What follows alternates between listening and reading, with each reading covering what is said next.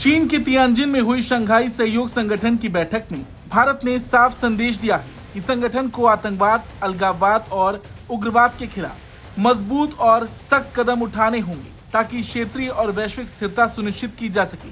विदेश मंत्री एस जयशंकर ने 22 अप्रैल 2025 को जम्मू कश्मीर के पहलगाम में हुए आतंकी हमले का जिक्र करते हुए कहा कि यह हमला जानबूझकर राज्य की पर्यटन अर्थव्यवस्था को नुकसान पहुंचाने और धार्मिक विभाजन फैलाने की एक साजिश थी। जयशंकर ने एससीओ के मंच से साफ संदेश दिया कि संगठन को आतंकवाद, उग्रवाद और अलगाववाद जैसे 3 दुश्मनों के खिलाफ समझौता न करते हुए सख्त और एकजुट रुख अपनाना चाहिए।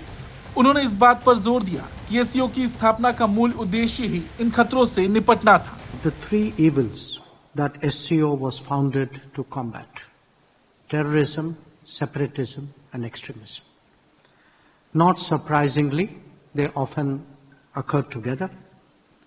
Recently, we in India witnessed a graphic example in the terrorist attack in Pahalgam on 22nd April 2025.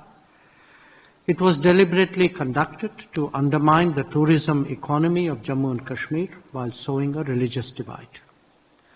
The UN Security Council, of which some here are currently members, issued a statement that condemned it in the strongest terms and, quote, underlying the need to hold perpetrators, organizers, financiers, and sponsors of this reprehensible act of terrorism accountable and bring them to justice, unquote. We have since done exactly that and will continue doing so.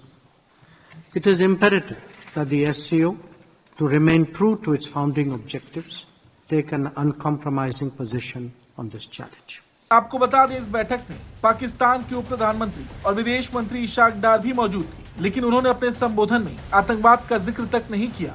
इसके बजाय इशाक डार ने लंबे समय से चले आ रहे विवादों का जिक्र करते हुए अंतर्राष्ट्रीय कानून और यूएनएससी प्रस्तावों के पालन की बात की। हालांकि ये किसी मजाक से कम नहीं था, क्योंकि दुनिया ये बात जानती है कि आतंकवाद का समर्थन पाकिस्तान किस हद तक करता है। पहलगाम में हुए आतंकी हमले के पीछे भी पाकिस्तान का ही हाथ है। हालांकि इसके अलावा भारत ने एससीओ में कई क्षेत्रों में पहल की है, जैसे स्टार्टअप और नवाचार, पारंपरिक चिकित्सा और डिजिटल सार्वजनिक इंफ्रास्ट्रक्चर। विदेश मंत्री ने कहा कि हम नए और सकारात्मक विचारों और प्रस्तावों का स्वागत करते हैं जो हमारी सामूहिक भलाई के लिए हो। ऐसी साझेदारी आपसी सम्मान, संप्रभुता और सदस्य देशों की क्षेत्रीय अखंडता के आधार पर होनी चाहिए।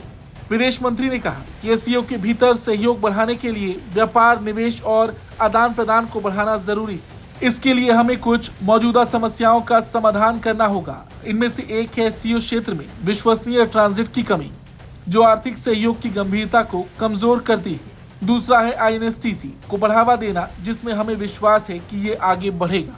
Deepening collaboration within the SCO naturally requires more trade, investment, and exchanges.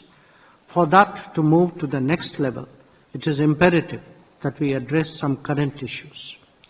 One of them is the lack of assured transit within the SCO space. Its absence undermines the seriousness of advocating cooperation in economic areas. Another is to ensure the promotion of the International North-South Transport Corridor, INSTC. We are confident that it will continue to gather momentum. Afghanistan लंबे समय से SCO के एजेंडे पर है। क्षेत्रीय स्थिरता के लिए अफगान लोगों की भलाई एक बड़ी चिंता है। विदेश मंत्री ने अफगानिस्तान को लेकर भी अपनी बात रखी। Afghanistan has long been on the SCO agenda. Compulsions of regional stability are buttressed by our long-standing concern for the well-being of the Afghan people.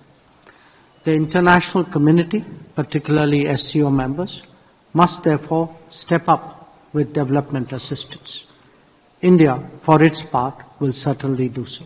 विदेश मंत्री जयशंकर ने इस बैठक में जो कुछ भी कहा, उस पर आपकी क्या राय है, कमेंट करके जरूर बताएं। ब्यूरो रिपोर्ट, भारत तक।